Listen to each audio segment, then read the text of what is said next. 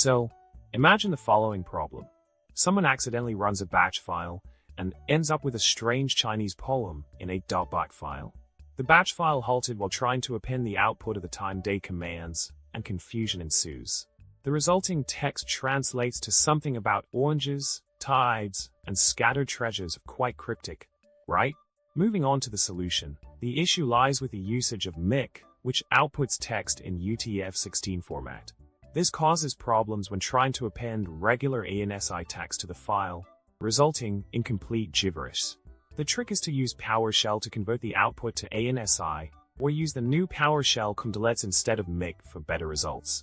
Continuing with the solution, by using the format hex command, it becomes evident that the ANSI output is being treated as UTF16, leading to the bush and the fax bug scenario.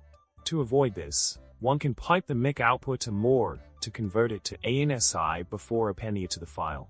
This way, the file remains readable and coherent.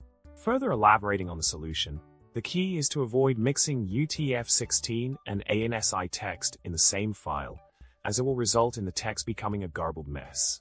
By understanding the intricacies of encoding formats and using the appropriate tools, one can prevent such issues and maintain the integrity of the text files.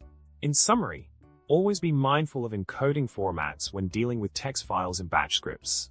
Utilize PowerShell cmdlets or tools like format hex to ensure proper conversion and compatibility. And remember, when in doubt, stick to ANSI to keep things simple and straightforward.